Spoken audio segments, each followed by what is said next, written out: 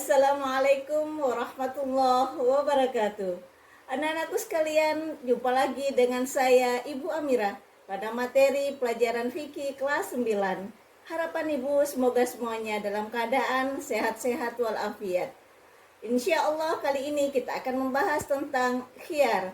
Adapun kompetensi dasarnya adalah menghayati ketentuan khiyar dan tujuan pembelajarannya adalah 1. Menyebutkan pengertian khiyar, yang kedua menyebutkan macam-macam khiyar, dan yang ketiga menjelaskan manfaat khiyar. Baik anak-anakku sekalian, kita simak apa pengertian khiyar. Khiyar menurut bahasa adalah berasal dari kata al-khiyar, artinya memilih antara dua pilihan. Dalam istilah syarah, hak memilih bagi penjual atau pembeli untuk meneruskan akad jual beli atau membatalkan. Anak-anakku sekalian, selanjutnya hukum khiyar dalam jual beli menurut Islam adalah mubah. Akan tetapi khiyar jika dipergunakan untuk tujuan menipu, berdusta, maka hukumnya haram. Berkaitan dengan diperbolehkannya khiyar berdasarkan hadis Rasulullah SAW yang diriwayatkan oleh Ibnu Majah. Engkau berkhiyar dalam 3 tiap-tiap barang yang engkau beli selama 3 malam.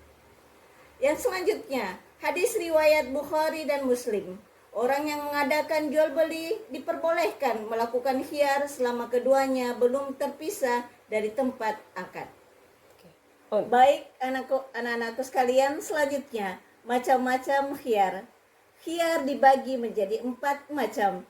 Yang pertama khiyar majelis, yang kedua khiyar syarat, yang ketiga khiyar aib atau khiyar cacat, dan yang keempat adalah khiyar ru'yah.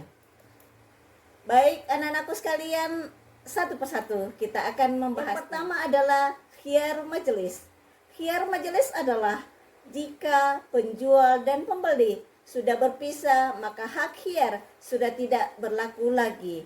Penjual sudah tidak bisa membatalkan transaksi jual beli, sebagaimana pembeli tidak dapat meminta kembali uangnya walaupun sudah mengembalikan barang dan ukuran berpisah disesuaikan dengan adat kebiasaan yang berlaku di suatu daerah.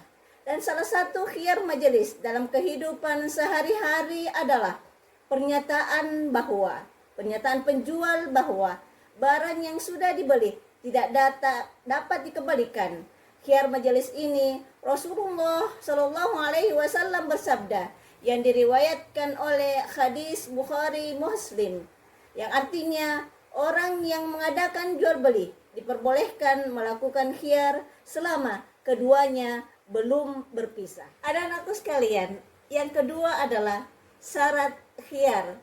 Khiyar syarat adalah hak penjual dan pembeli atau keduanya untuk melanjutkan atau membatalkan transaksi jual beli selama masih dalam masa tenggang yang disepakati oleh kedua belah pihak.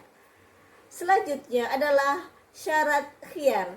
Yang pertama adalah berlaku selama 3 hari 3 malam yang dimulai sejak terjadinya akad, namun tergantung kesepakatan antara kedua belah pihak.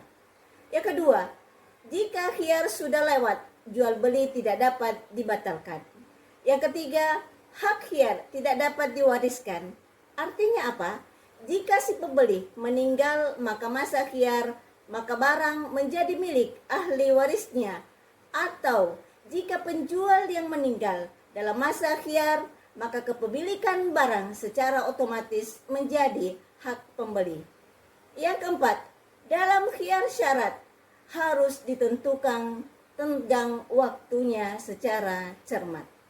Anak-anakku sekalian, yang ketiga adalah khiyar aib atau khiyar cacat. Khiyar ini maksudnya adalah pembeli mempunyai hak pilih untuk membatalkan akad jual beli atau meneruskannya karena terdapat cacat pada barang yang dibelinya.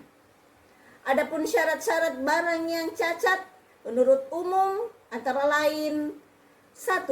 Cacat barang merupakan hal yang penting. 2. Cacat yang ada sulit dihilangkan. Yang ketiga, cacat barang terjadi ketika barang masih di tangan penjual. Yang keempat, cacatnya tidak hilang sebelum jual beli dibatalkan. Misalnya, pembeli membeli kambing untuk kurban, ternyata telinganya sobek. Hal ini membatalkan kurban yang dilakukan. Selanjutnya, jika sebelum dibatalkan cacat barang sudah hilang, ya maka khiyar sudah tidak berlaku bagi penjual. Haram hukumnya menjual barang yang cacat tanpa menjelaskan cacatnya kepada pembeli. Hadis riwayat Ahmad, Ibnu Majah, Daruqutni, Al-Haki, dan At-Tabrani. Baik anak-anakku, yang keempat adalah khiyar ru'yah. Apa itu khiyar ru'yah? Hak bagi pembeli untuk meneruskan jual beli atau membatalkannya karena objek yang dibeli belum dilihat ketika akad berlangsung. Khiyar ru'yah ini diberikan kepada pembeli, bukan kepada penjual. Dikehendaki dengan ru'yah ialah mengetahui dan melihat sesuatu menurut cara yang seharusnya, bukan hanya sekedar melihat saja, tetapi juga meneliti, membuka, dan membolak-balikkan. Kalau hanya sekedar melihat saja, bukan dinamakan ru'yah dalam hal ini. Sebagaimana hadis riwayat At-Tirmizi, siapa saja yang membeli sesuatu yang belum dilihatnya, maka ia berhak khiyar bila telah melihatnya. Baik anak-anakku sekalian, yang terakhir adalah manfaat khiyar. Ada 5 manfaat khiyar. Yang pertama, menghindarkan terjadinya penyesalan di antara kedua belah pihak, antara penjual dan pembeli atau salah satu di antaranya. Yang kedua, memperkecil kemungkinan adanya penipuan dalam jual beli. Dan yang ketiga, mendidik kepada penjual dan pembeli agar lebih bersikap hati-hati, cermat dan teliti dalam bertransaksi. Dan yang keempat, menumbuhkan sikap toleransi antara kedua belah pihak. Dan yang kelima, mendidik para penjual dan pembeli menumbuhkan sikap toleransi antara kedua belah pihak. Baik anak-anakku sekalian, saya kira cukup pertemuan kita pada kali ini. Terima kasih, selamat Hari Guru.